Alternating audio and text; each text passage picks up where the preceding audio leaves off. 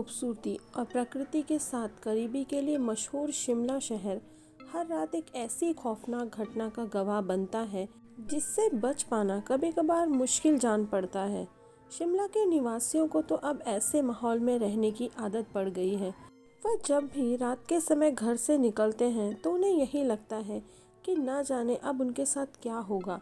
शिमला में ऐसे बहुत से स्थान हैं जहां पारलौकिक ताकतों के होने का एहसास होता है, जहां हर रोज़ कुछ ना कुछ भयानक घटता रहता है। यहाँ एक नहीं कई भुतहा स्थान हैं जिनके बारे में हम आपको बताने जा रहे हैं। शिमला का इंदिरा मेडिकल अस्पताल। हिमाचल का सबसे बड़ा अस्पताल इंदिरा मेडिकल अस्पताल शिमला में स्थित है, लेकिन लोगों के बीच इस अस्पताल का खौफ इतना है कि उनका मानना है कि जो लोग इस अस्पताल में अपना इलाज करवा कर वापस आते हैं वो जल्द ही उनकी मृत्यु हो जाती है। लोगों का मानना है कि ठीक होकर वापस आने के बाद हर सप्ताह किसी न किसी व्यक्ति की मृत्यु हो जाती है।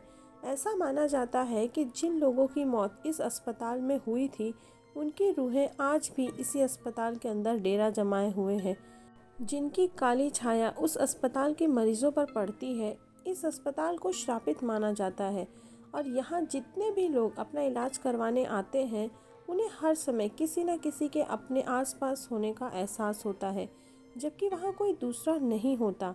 शिमला के लोगों को अब यकीन हो चला है कि यहाँ कुछ ना कुछ तो ज़रूर ऐसा है जो सही नहीं है।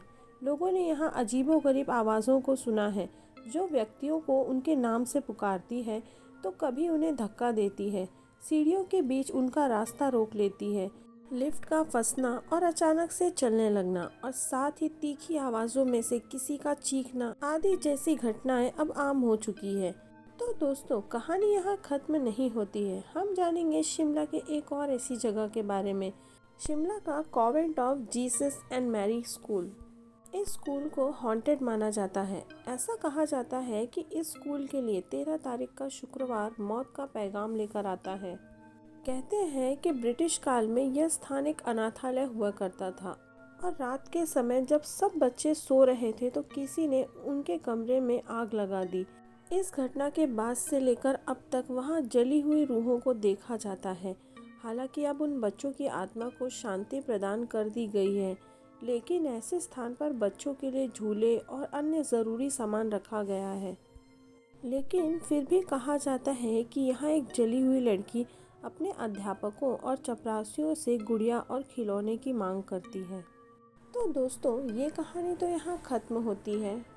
तो बने रहिए मेरे साथ इस हॉरर सीरीज़ में और जानते रहिए ऐसी खौफनाक जगहों के बारे में। और भी कहानियाँ सुनते रहने के लिए चैनल को लाइक करें, शेयर करें और सब्सक्राइब करें। धन्यवाद।